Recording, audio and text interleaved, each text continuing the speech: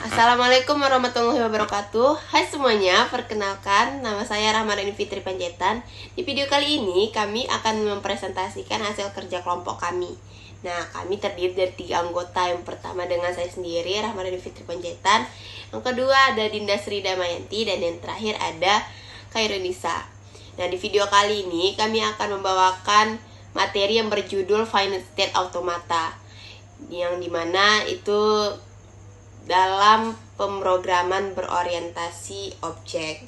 Langsung saja tanpa berlama-lama, kita masuk ke slide selanjutnya yang akan dibawakan oleh saya sendiri.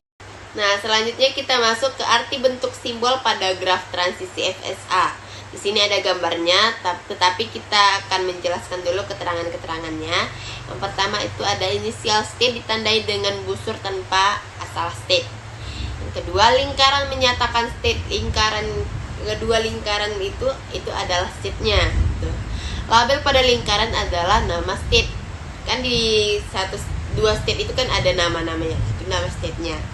Terus selanjutnya ada busur menyatakan transisi atau arah perpindahan state. Busur itu maksudnya itu panahnya itu menyatakan arahnya, itu maksudnya arahnya itu arah mana gitu. Terus label pada busur adalah simbol input. Di dalam label busur itu kan ada tuh yang warna putih, nah itu simbol inputnya. Terus lingkaran ganda menyatakan final state. Lingkaran ganda itu yang mana? Coba kalian perhatikan dua state itu. Nah, dalam satu state itu kan ada satu lingkaran.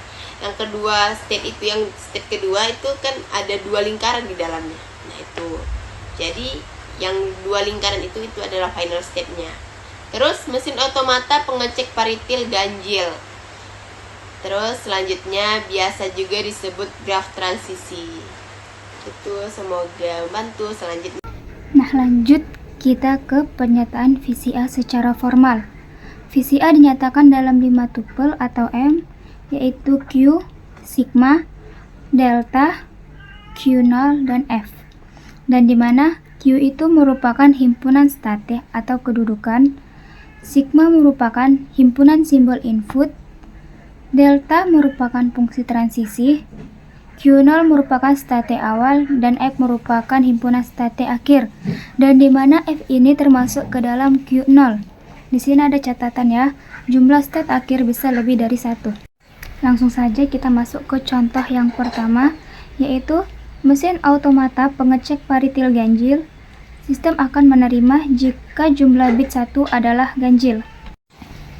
Maka dapat dituliskan Q sama dengan odd dan even. Karena Q merupakan himpunan state, dan di sini himpunan state hanya ada odd dan even. Lanjut ke sigma, hanya ada 2 jenis, yaitu 0 dan 1. Jika ada simbol yang lain, misalnya 2, maka ditambahin angka 2.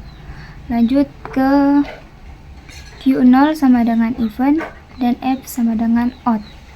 Maka fungsi transisinya dapat dituliskan delta even, 0 hasilnya even. Karena apabila even diinputkan ke angka 0, maka hasilnya even. Jika even diinputkan ke angka 1, maka hasilnya odd. Dan jika odd diinputkan ke angka 0, maka hasilnya odd. Dan jika odd diinputkan ke angka 1, maka hasilnya even. Nah, contoh. Bagaimana jika mesin ini digunakan? Misalnya ketika mendapat input 1101, maka urutan state yang terjadi adalah even 1, odd 1, even 0, even 1, odd. Berakhir dengan state odd. Maka 1101 diterima oleh mesin. Nah, kita lanjut ke contoh soal yang ditolak, yaitu contohnya misalnya nih 101. Kita mulai di awal, yaitu even state. Even mendapatkan nilai input 1 ke odd. Odd mendapatkan nilai input 0, yaitu ke odd lagi. Odd mendapatkan inputan 1 menuju ke even. Apakah ada lagi yang bisa diinputkan? Tidak ada, karena even bukan final state, maka hasilnya ditolak. Nah, karena ditolak berarti hasilnya bukan nilai genap ataupun ganjil, makanya ditolak. Seperti itu. Nah, berdasarkan pendefinisian kemampuan merubah state-nya, VSA dikelompokkan ke dalam dua jenis, yaitu deterministik VSA dan non-deterministik VSA.